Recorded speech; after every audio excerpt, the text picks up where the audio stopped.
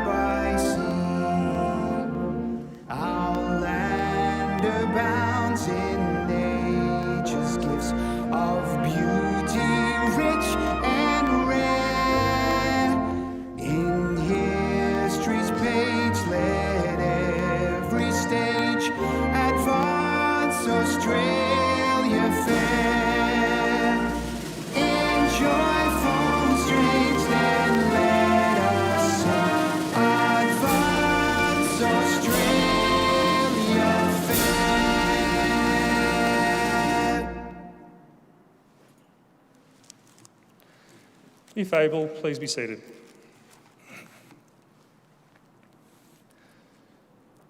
The Australian War Memorial was the vision of Charles Bean, Australia's First World War official historian. Bean landed with the Australian troops on Gallipoli and stayed with them at the front through until the end of the war. The idea of this national memorial and museum came to him at Pozières, France, in the depths of the bloody fighting of 1916. Bean's idea was that this would be a place where families and friends could mourn loved ones buried in faraway places.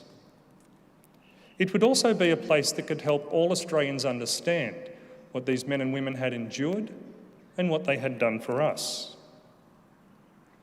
Bean's vision, to which we remain true, is best expressed in the entrance to the memorial's galleries.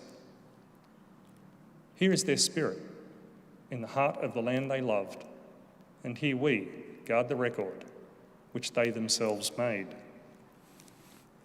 Tonight, we will read the story behind just one of those on the Roll of Honour, which lists the names of more than 102,000 men and women who have given their lives for us in war and on operations for more than a century. But first, we present a lament, Flowers of the Forest. Wreaths or floral tributes will now be placed at the base of the pool of reflection.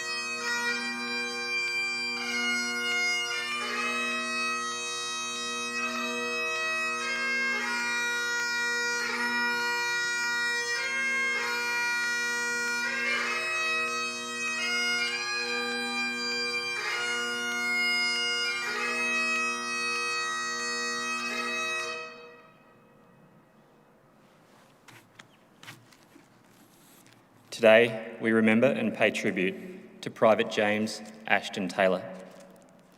James Taylor was born in 1891 in Condobolin, New South Wales.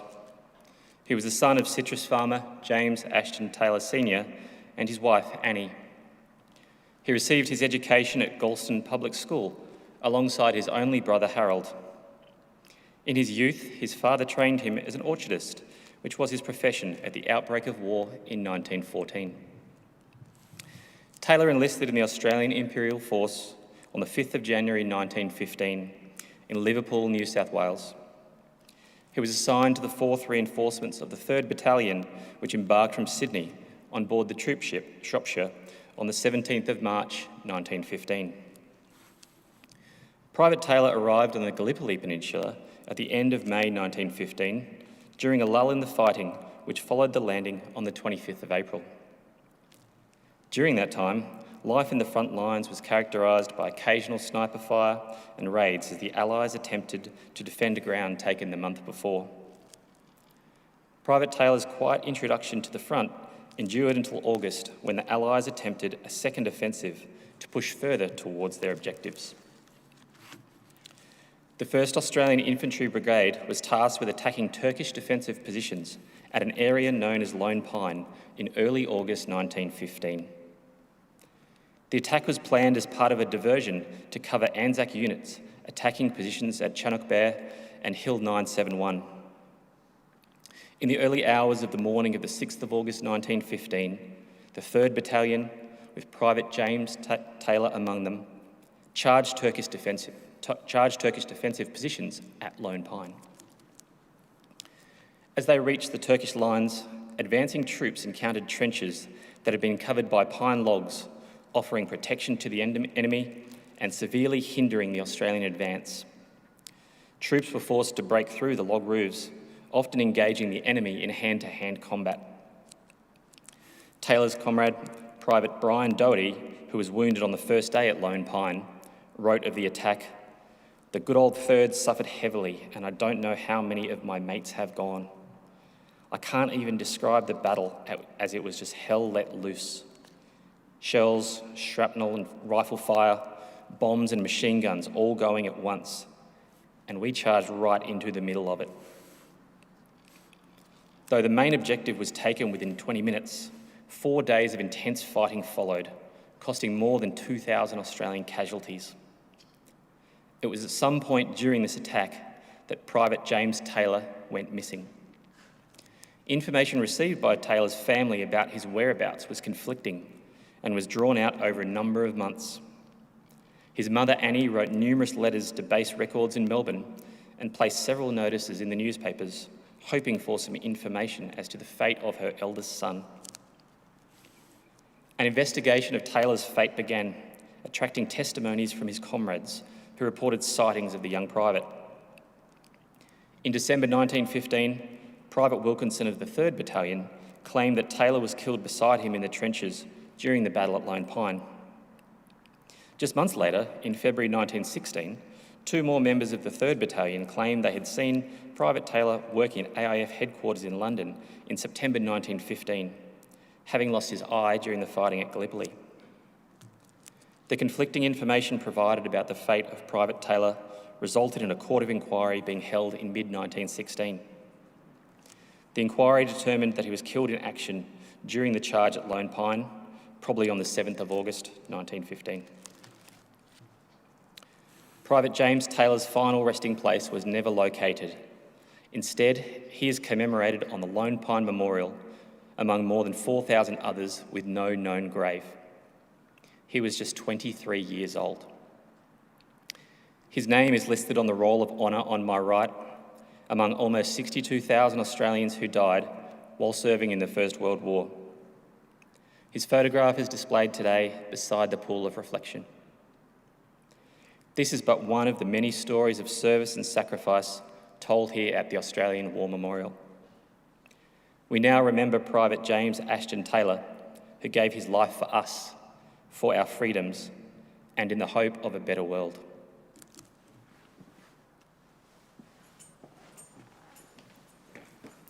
Please stand for the reading of the Ode and the sounding of the last post.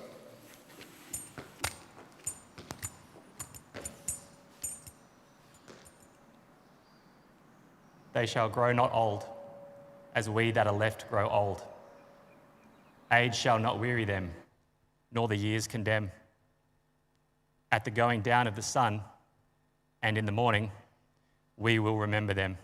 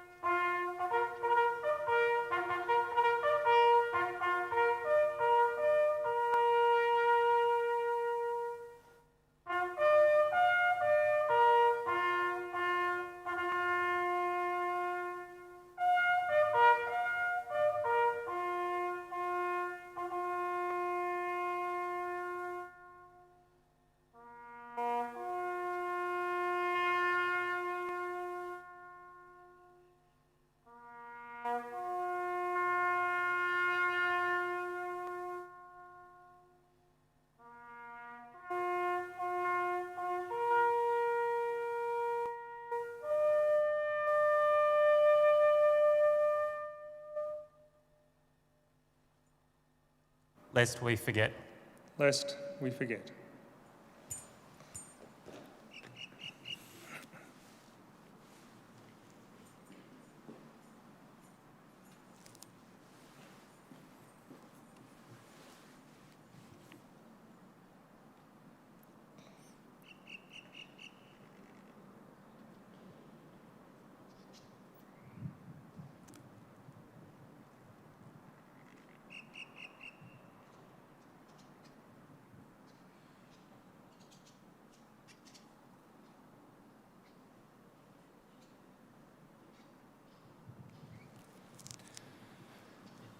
We leave you this evening with the words of the memorial's founder, Charles Bean.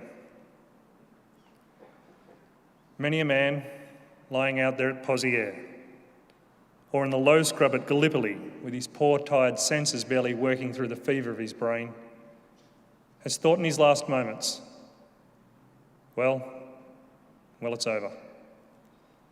But in Australia, they will be proud of this. Ladies and gentlemen, girls and boys, that concludes the last post ceremony. We thank you all for visiting the Australian War Memorial and wish you all a very good evening. Thank you.